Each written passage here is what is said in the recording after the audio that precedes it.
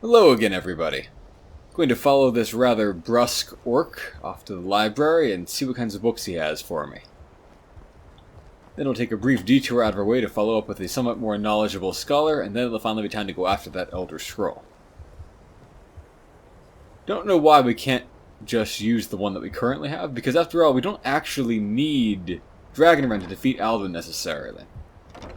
All we really need is like an Elder Scroll to just cast him into time again for a few thousand years while we do the research ourselves at whatever pace is convenient. But we're going to ignore that possibility and pretend that we need Dragonrend for no good reason, acquire Dragonrend, and then use that, and then try to fight him just like any other dragon. A little bit underwhelming. It'd be way cooler if we, the player, were finding an Elder Scroll to do something crazy with it and cast him into time or something like that. Something that would be actually unusual rather than simply fighting another dragon. Oh well. The story does have its twists and turns, as we'll see later on.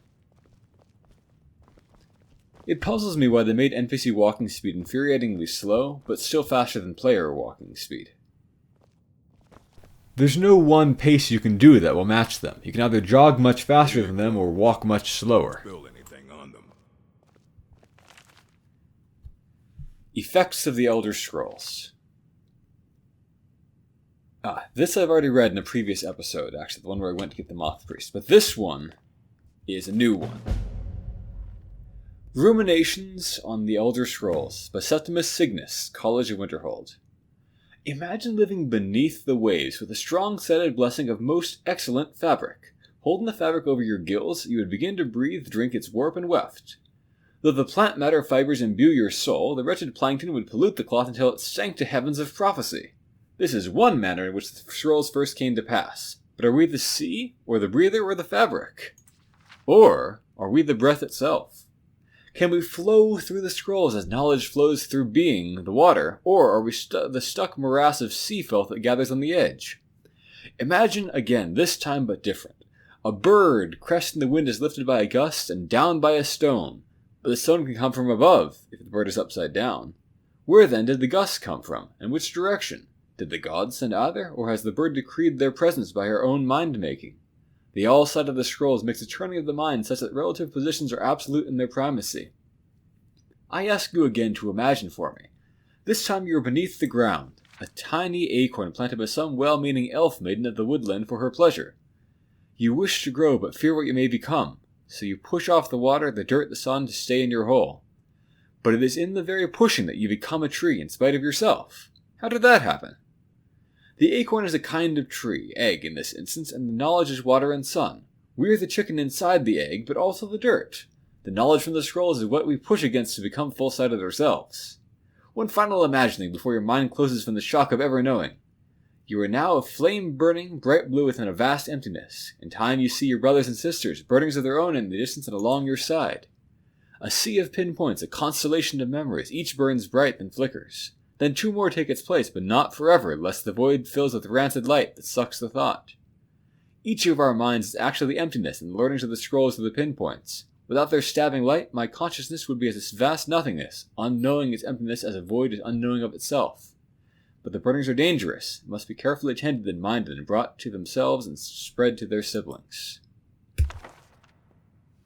So that book actually does make a certain kind of sense as a, metaphorical explanation of how the scrolls work. I find it quite interesting and quite fun to read. I'm not one for commendations, but I might have lost everything. But I must pretend that it makes no sense at all. Thanks. Aye, that's the work of Septimus Cygnus. He's the world's master of the nature of Elder Scrolls, but, well, he's been gone for a long while. Too long. Somewhere up north, in the ice fields. He said he found some old Dwemer artifact, but well, that was years ago. Haven't heard from him. I feel like since. if I was the Archmage, I would at least follow up on one of the most important professors I have at the college if he goes missing for a few years, but I suppose now I am Archmage, so it's time I do that. So it's only a fairly short stroll away, actually, if you're willing to take a shortcut. What quest do I have on? I want to make sure I've got that. Yep. Okay.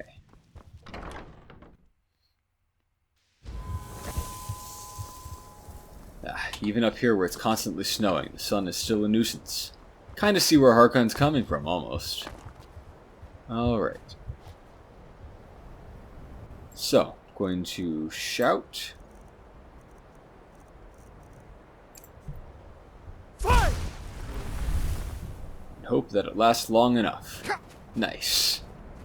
Very big shortcut there. Now, can I get across this place without freezing to death? I feel like as a vampire, Hjalti is much less concerned about this than he would have been if he was a living, breathing human being. Although, of course, I wouldn't take cold damage regardless, because Skyrim's a little bit silly that way.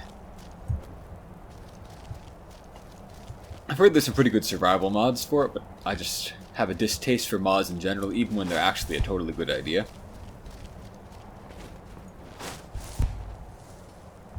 There can be some dangerous wildlife around. There's also a small, interesting little ruin. Usually a powerful dragon and treasure chest inside, but that's about it. Porkers do not concern me. Even when they become aggressive like that one did there. Well, I'm not sure there's a neat way across here, which is terrible. I have to get wet. And, I mean, in Hjalti's defense, getting wet in this freezing cold ocean sounds like a miserable experience. An item or a corpse under the water there. Ah, splash, splash. Brat. Well, I tried. Yeah, the snow bear will just wreck that horker. I think I'm just going to kind this piece and walk by, because snow bear's not actually terribly interesting. But these horkers are hostile. The snow bear will just tear through all of them, though. Snow bears are not to be messed with.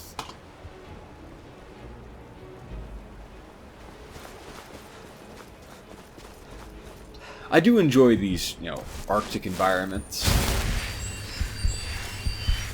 I'm just glad the entire game isn't full of them. There's other places to go, too. Don't know what he's been doing for food supplies really out here. I guess he is a magician, but we never really hear of any create food kinds of spells. So, again, another fun, memorable location and character. Skyrim does have a lot of fun locations to check out and explore. So here's Septimus Cygnus, who's crazier than his book would actually make you think.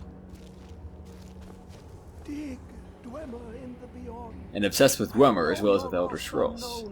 And rise to your depths. I like his voice too, although it is a little bit silly. When the top level was built, no more could be placed. It was and is the maximal apex. I think Hjalti would just kind of cut to the chase there, having discerned this guy is physically alright. They absconded with them. The Empire did collect pretty much most of them in the Imperial Library. But then, as mentioned, Skyrim's lore says that they were all suddenly lost not long ago. But this is never followed up on. Sequestered. But I cannot go to it, not poor Septimus, for I have arisen beyond its grasp. Here. Well, here as in this plain. Mundus, Tamriel, nearby, relatively speaking. On the cosmological scale, well, it's all nearby. When you put it that way, it doesn't sound so bad at all. No really good option here, unfortunately, but there's no way Hjalti would threaten him. Lifts the other. He'll say he's not afraid of you, although he really should be. Want, whatever. But you must bring him something in return. You see this masterwork of the Dwemer, deep inside their greatest knowings. Septimus is clever among men, but he is but an idiot child compared to the dullest of the Dwemer. Lucky then they left behind their own way of reading the Elder Scrolls. In the depths of Black Reach... A very interesting idea that was never mentioned before Skyrim is that the Dwemer, studied these things too. I wish they didn't mention this stuff in advance. The yearning spire, hidden learnings kept. Under deep, below the dark. I do like his little poems here. Arms arc.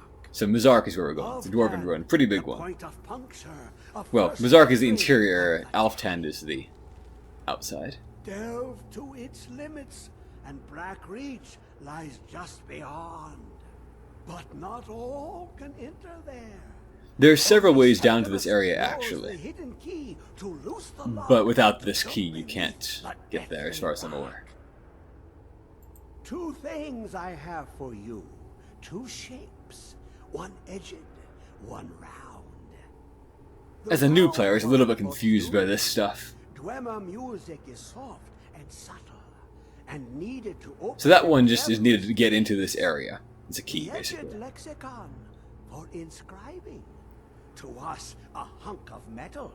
To the Dwemer, a full library of knowings, but empty. Find Mizark and its sky dome. The machinations there will read the scroll and lay the lore upon the cube. Trust Septimus. He knows you can know. So you can get a refresher The here, but deepest doors of Dwemer listen for singing. the Dwemer have been associated with music Praise for the a while. attitude of notes proper for Since Morrowind, it was like key to their Can you not secret hear it? rituals and so forth. Too low for hearings?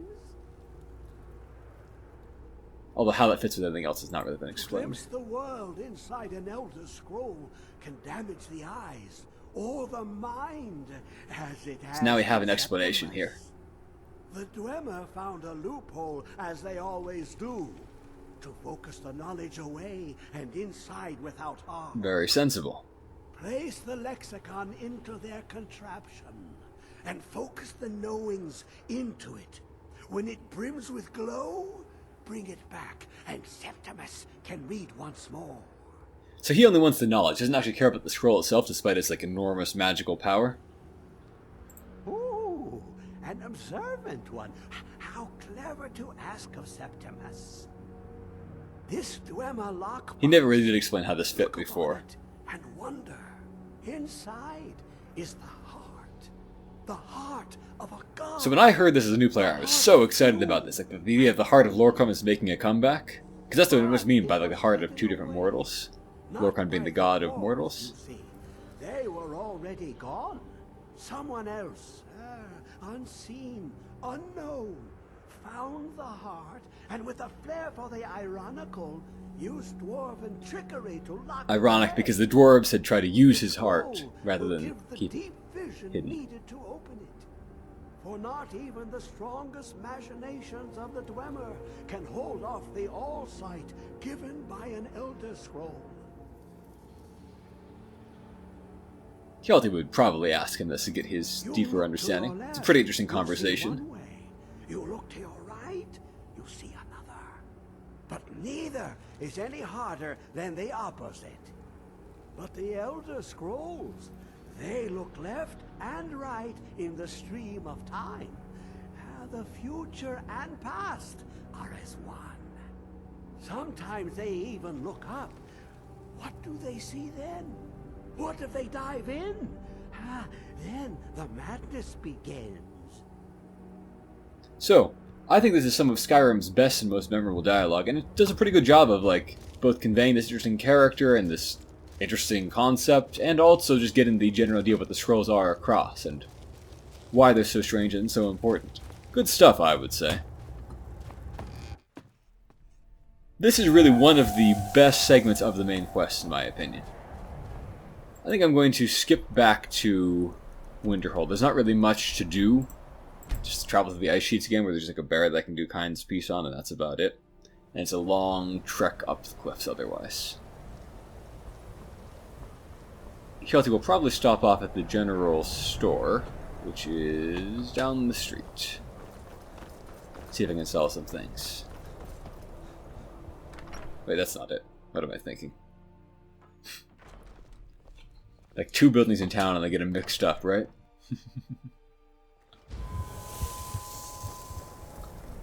One astute viewer has asked why I'm still collecting stuff when I basically have vast amounts of money. And it's true, there really is no good reason. It's just a compulsion with me to like constantly try to hoard as much valuable Some may stuff as call this possible. junk. Me, I call them treasures. Like those Eider cheese wheels over there. How can I get those?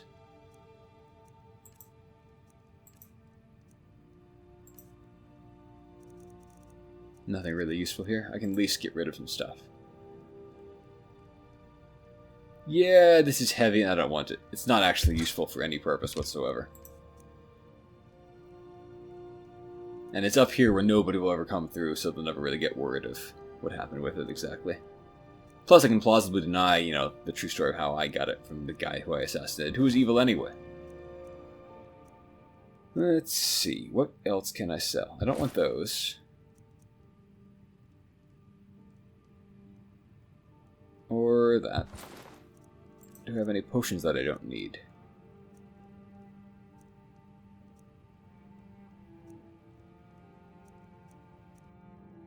I think I have enough magica potions which are bigger that I can sell some of these small ones. I do cart around quite a lot at this point.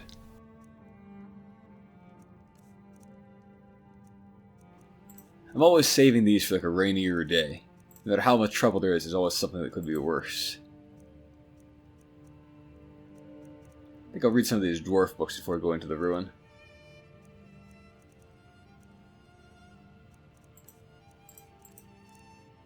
Yeah, I can sell one of those and that thing too. Sure, whatever.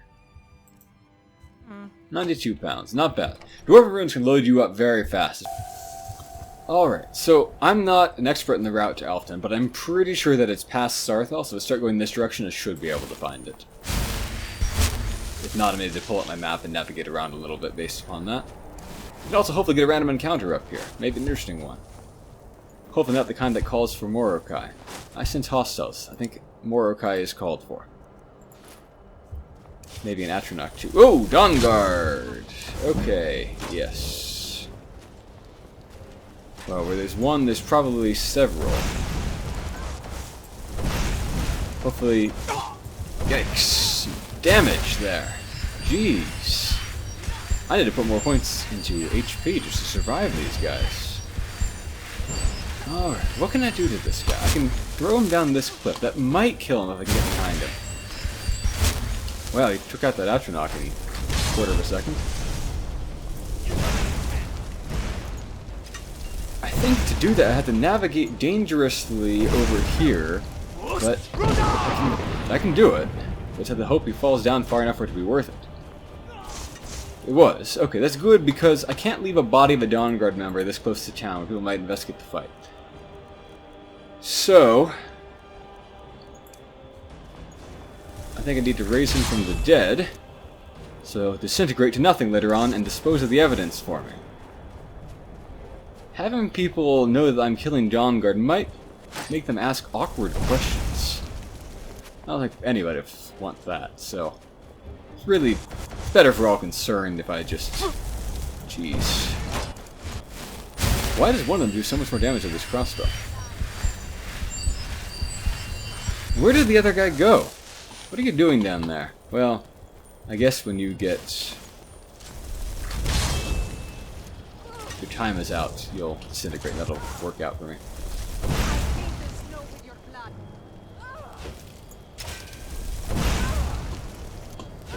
I think nobody in town has noticed this. I think it'd be the only exciting thing that's happened around here for, like, ages. Where did the other one go, anyway?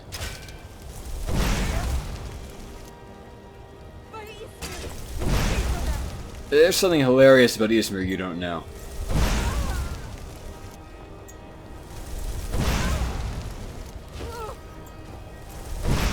Want to swear something on Izmir's beard now?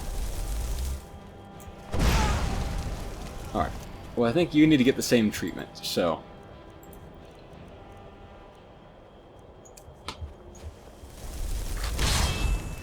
Oh, really?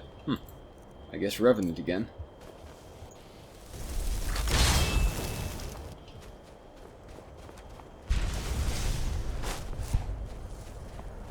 Did this one die anyway? Don't know. So, there's often random animals over here. I better be on the lookout for those. And like I said before, I am now high enough level I can start running the snow bears like anywhere at any time. So, well, up north anyway, that is. So I'd better be on my toes.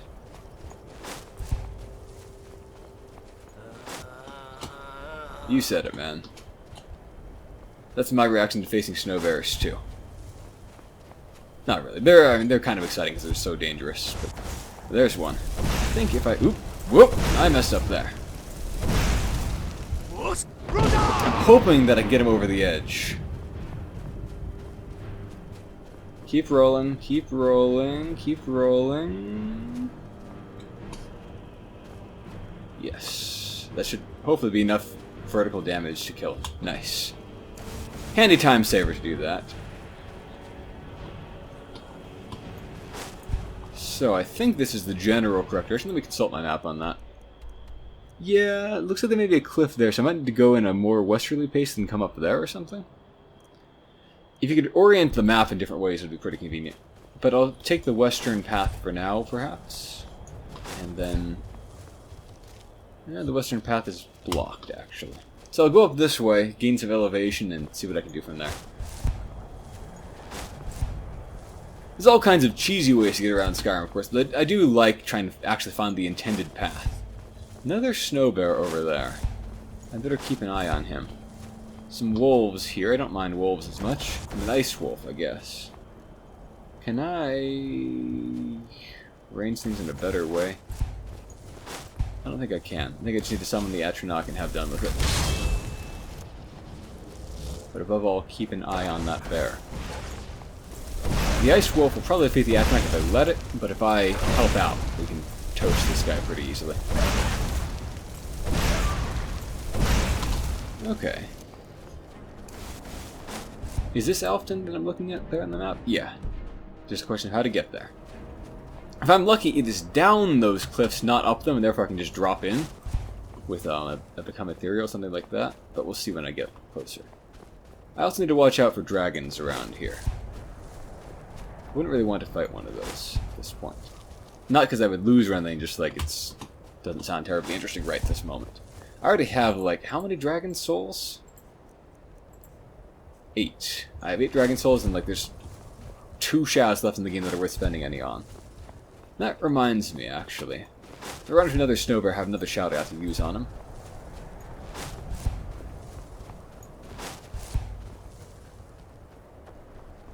There's one. But Hjalti would want to take the high ground look at this place first, see what's around. Looks like people have set up shacks, it's interesting. There's a person over there. Are they hostile? No, a friendly. Courier, maybe? I'll take off my mask before he gets close enough to see me. Take this oh, this silly thing. I'll be back for it. No time to talk. Snitch or double cross me and I'll kill you, right? Doubly silly to run into them out here. What did they give me? Yeah. I yield! I've never actually seen them fight. That'd be neat. Did you see someone run past just now? Wow, that's silly. Yes. I'm going to track down that thief. Murder him. Good luck. You're apparently blind, so... So, mysterious ruins outside. Maybe bandits, maybe researchers. Hjalti is a little bit uncertain and wants to approach cautiously. No signs of recent habitation.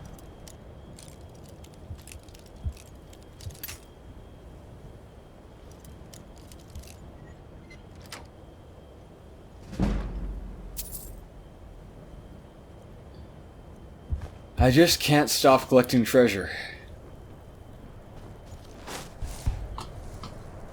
So, now I just need to remember where the way in is, actually.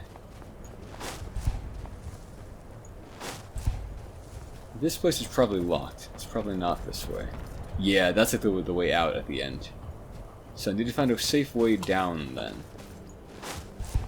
Without running into any... Wow, person who froze to death. That's unexplained, actually, as far as I'm aware.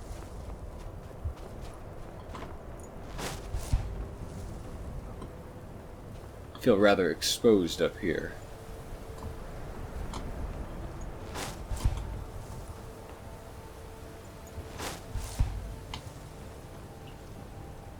So, Hjalti will first turn on Muffle. then in we go. I'll need Aura Whisper in here, of course, not to take life, but right now I'm just looking for human inhabitants. Anything else can wait.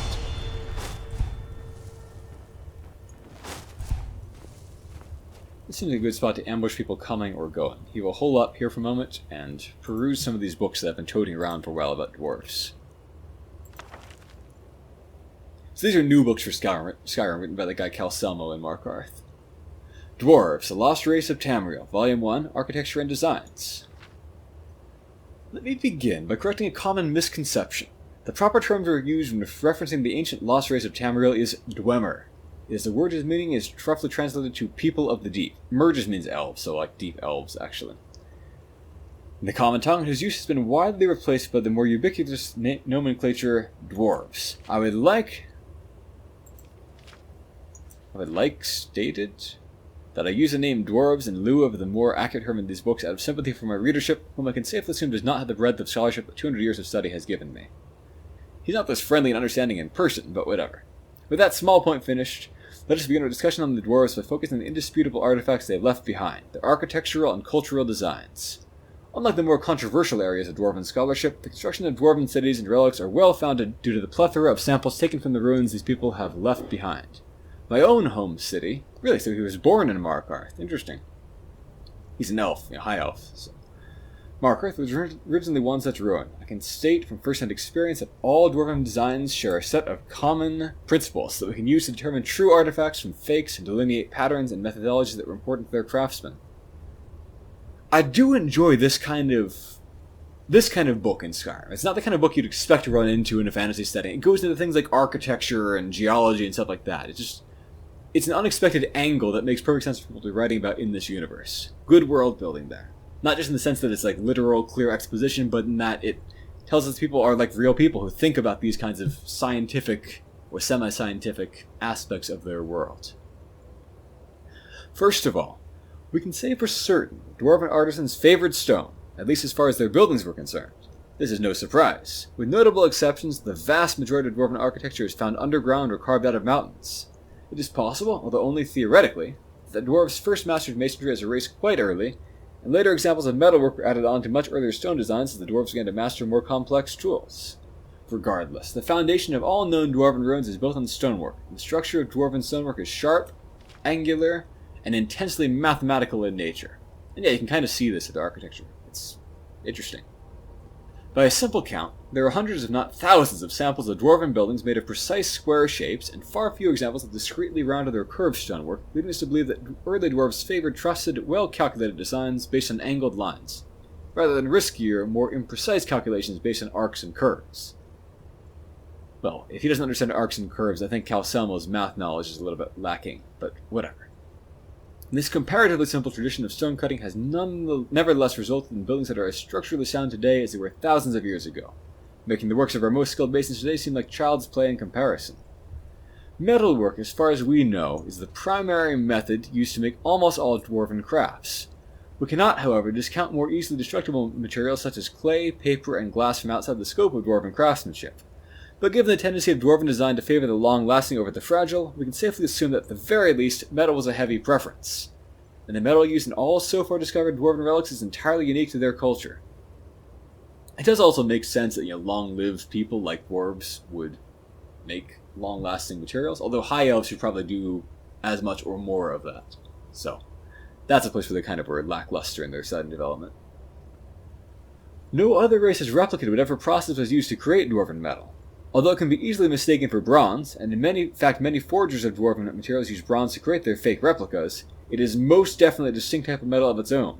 I have personally seen metallurgists attempt to combine several different types of steel and common and rare ores in order to imitate dwarven metal's exclusive properties, but the only method that has been successful is to melt down existing dwarven metallic scraps and start over from there.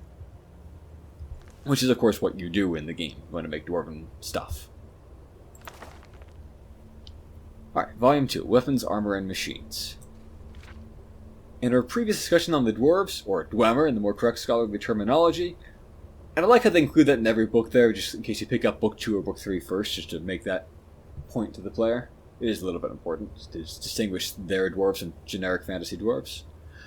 We looked into the properties of dwarven architecture and metallic crafts. In this continued discussion of Tamriel's lost race, we shall examine the ways in which dwarves waged war and kept out trespassers. I've examined that myself quite a few times. Unlike many other cultures still existing today, the dwarves built and relied on increasingly complicated machines for a wide variety of martial tasks, and weapons and armor, created solely for the purpose of being wielded by dwarven warriors, show remarkably fewer points of progress beyond the basic designs. Let us begin by analyzing those basic weapons and armors. Anyone who has held a dwarven axe or worn a dwarven helmet can testify to the ancient everlasting quality of dwarven craftsmanship. Weapons do not deviate too greatly from their base function. Dwarven swords pierce through light armors with incredible effectiveness, owing primarily to the remarkable sharpness of tempered dwarven metal, and owing to a far lesser extent to its simple double-edged design. I do like this idea that they were not actually necessarily matchless craftsmen, they just were great metallurgists and scientists, and so forth. Compare and contrast a sharp, angular dwarven dagger to a curved elf... Oh, okay, elf propaganda here. Of course, the dwarves were a type of elf, but still. It becomes a small logical leap to say that dwarven weaponsmiths relied almost exclusively on creating quality materials first, and merely allowed the form of those materials to flow from the method that weapon was intended to kill people. As a culture that built almost exclusively underground, it's no surprise that dwarven armors are built to withstand incredibly heavy blows. Unless they're meant to protect you from falling objects, I'm not sure how that follows. Again, the fact that they're also resistant to being pierced by arrows or small blades is more of a testament to superior dwarven metallurgy over superior dwarven armor smithing. But it would be erroneous to thus conclude that dwarven smiths did not take the manufacture of their weapons and armor very seriously. Every piece of warcrafts I have examined show a remarkable amount of unnecessary detailing and personalization that is just as evident today among the most ardent blacksmiths. A dwarven smith probably came from a long tradition that distinguished itself in... There's so many typos in this book. Distinguished itself in way that, say, the grip of a mace would feel or the design of the head of individual arrows. Although, due to the paltry lack of any cultural artifacts outside the weapons and armor themselves, this is only mere speculation. I feel like only mirrors... Well, whatever, I'm done critiquing the writing. The last but probably most important discussion in this volume pertains to the existence of dwarven machinery. Dwarves created and manufactured on a very broad scale thousands of mechanical apparatuses of varying complexity. The most simple of which is the standard arachnid design used to ward off trespassers. We are so far uncertain as to how the dwarves are able to bring to life these remarkably intelligent machines, but I've witnessed one stalk a highly trained thief for several hours, only to ambush him as he was dealing with a lock to some room or treasure trove. I admit to have forgotten the details past the point at which he began spouting lightning at him. I feel like I would alert my adventuring buddy so that he wouldn't be caught by surprise as we allowed him to continue following us, but whatever. Dwarven military machines also range from the human-sized sphere warrior, I hate those things, which patrols the interior of the ruins as a harmless ball only to emerge from it as a fully armed and armored automaton fighter, to the justly feared, actually harmless, centurion, whose height ranges from twice to several hundred times human size, depending on which reports you believe, or possibly which individual examples you're seeing. The dwarves built a mechanical god who was basically a dwarven centurion in many ways, but whatever. Volume 3, Culture and History. In this final volume on a discussion on the dwarves, again see the term dwemer for references using the more scholastic name, we will attempt an examination into the distinct culture and history of Tamriel's lost race. We must, however, begin this discussion with a warning. Despite what certain academic circles would like people to believe, there is so far no evidence that verifies any claims to the dwarves' particular customs, morals, myths, legends, laws, systems of governance, or involvement in major historical events outside of those few examples that remain indisputable. For instance, we can say with absolute certainty the disappearance of the entire dwarven race happened very suddenly. Only the laziest of junior scholars would say that this event happened in the same day or even the same hour. No. Like, every source is, unambiguous that it was truly at the same instant until this guy. He's just wrong about this. I do love how, even, fairly smart sources can be totally wrong in the Elder Scrolls universe and just be clearly contradicted by other people. There's simply no proof to dispute the theory that perhaps the dwarf disappeared from Tamriel gradually over the course of several years, or indeed several decades. That doesn't make even the slightest bit of sense. They definitely disappeared in one instant. There is also nothing that disproves the source of this disappearance as being attributable to mass deaths, plagues, magic... Okay, he's just a total idiot here. Ignore what he's saying here. Or even race-wide teleportation to one of the planes of oblivion. There's simply too little of the dwarves left behind that points to the nature of their Great Vanishing Act, and this same frustration applies to all aspects of their social structure and history. Calcelmo must be unaware that a dwarf survived into historical times and was very clear about this stuff. And he lived in area with a great wizard and scholar, at least one, plus visitors of various kinds, so Calcelmo is an ignoramus, apparently. What we know then can only be inferred from the writing... That guy might still be alive, even. What we know then can only be inferred from the writings of other races which made contact with the dwarves before they left Tamriel. The Dark Elves, Dunmer, for example, teach that the great prophet Nerevar helped unite the dwarves and the elves in Morrowind against occupying, and again the dwarves are a type of elves, occupying Nord armies from Skyrim in the First Era. But Nord and Orc writings also indicate that the dwarves are also allied with them at various points and in various legendary battles of theirs. I can't think of any Nord source indicating an alliance with the dwarves at any point, actually, ever. At all. The orcs don't have any sources on, and nobody cares. Unfortunately, none of these legends and folklore make an effort to describe the dwarves in great detail, only that they were a secretive people, and that an alliance with them was unusual enough to warrant crafting a story around. And, past the First Era, no race makes note of encountering any living dwarves at all. This is further confounded by the fact that so many of the Dark Elven writings on the relationship with the dwarves were lost due to the tragic eruptions of Vardenfell during the Oblivion Crisis nearly 200 years ago. What secrets they could have revealed about the lost race are now buried behind layers of molten earth along with so many unfortunate Dark Elven people. But that knowledge would have been spread across the Empire. Certainly the Imperial Library would be full of it and things like that. Thus, we conclude all our discussion with the dwarves on a somber note. As with all scholarly endeavors, we are left with more questions than we have answers, and the proof we so desperately search for is often out of reach, denied even to the most fervent effort. The mystery the dwarves have left us with could easily warrant another century or so worth of personal examination from me, and quite possibly even several millennia of excavation of even one dwarven ruin would be insufficient to paint a complete picture on them. What we can see from our threadbare tapestry of dwarven artifacts is a careful, intelligent, industrious, and highly advanced culture, whose secrets we as students and teachers of their works can only hope to uncover someday. Wow, that book is disappointing. No information about dwarven culture whatsoever. Okay. Well, this one's a bit better. Although he was probably intended to critique it. Collected Essays on Dwarven History and Culture, Chapter 1, Marobar Sul and the Trivialization of the Dwemer in Popular Culture, by Hasfat Antibulus. This book is just great. It's a fine example of the kind of wonderful setting build the Elder Scrolls does from time to time, including all kinds of books that are not about typical fantasy subjects, but more about just the way people would probably write in this world about their own culture and other authors. I love that kind of thing about this universe.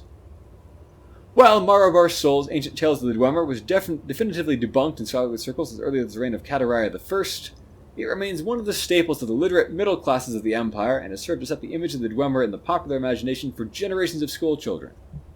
What about this lengthy, but curiously insubstantial, tome has proved so captivating to the public that it has been able to see off both the scorn of the literati and the scathing critiques of the scholars? Before examining this question, a brief summary of the provenance and subsequent career of Ancient Tales would be appropriate. First published around 2nd Era 670 in the interregnum between the fall of the First Cyrodiilic Empire and the rise of Tiber Septim, it was originally presented as a serious scholarly work based on research in the archives of the University of Gwylem. And in the chaos of that era, it was taken at face value, a sign of the sad state of Dwemer scholarship in those years. I mean, there would be living elves in that time period who knew dwarves. At least a couple of them. Whatever. Little is known of the author, but Marobar Sul was most likely a pseudonym of Gor Philim, a prolific writer of penny dreadful romances of that era who is known to have used many other pseudonyms. While most of Philim's other work has, thankfully, been lost to history, what little survives matches Ancient Tales in both language and tone.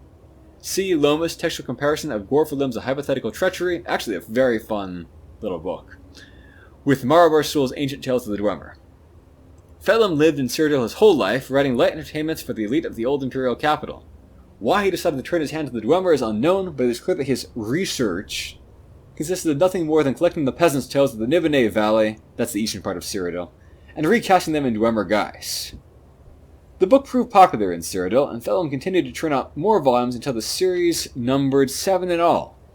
Ancient Tales of the Dwemer was thus firmly established as a local favorite in Cyrodiil, already in its 17th printing, when the historical forces that propelled Tiber Septim to prominence also began to spread the literature of the Heartland across the continent.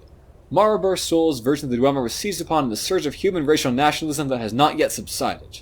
Was this written by an elf? Probably. The Dwemer appear in these tales as creatures of fable and light fantasy, but in general they are just like us.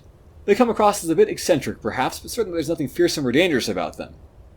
Compare these to the Dwemer of early Redguard legend, a mysterious, powerful race capable of bending the very laws of nature to their will, vanished, but perhaps not gone. Or the Dwemer portrayed in the most ancient Nord sagas, fearsome warriors, tainted by blasphemous religious practices, who use their profane mechanisms to drive the Nords from Morrowind. Maribor Sol's Dwemer were much more amenable to the spirit of the time, which saw humans as the pinnacle of creation and the other races as unenlightened barbarians or imperfect lesser versions of humans eager for tutelage. So basically accurate. Ancient Tales falls firmly in the latter camp, which is much to explain its enduring hold on the popular imagination. Maribor Sol's Dwemer are so much more comfortable, so much friendlier, so much more familiar than the real Dwemer, whose truly mysterious nature we are only beginning to understand. The public prefers the light, trivial version of this vanished race, and from what I have learned in my years studying the Dwemer, I have some sympathy for that preference. As the following essays will show, the Dwemer were, to our modern eyes, a remarkably unlikable people in many ways. I guess it's the only volume I have here. There are actually a couple on their details, which are quite interesting. Well, I think I better end that episode there and spend the next one exploring this wonderful place. Alright, hope you all enjoyed that, brief though it was. Have a great day, everyone.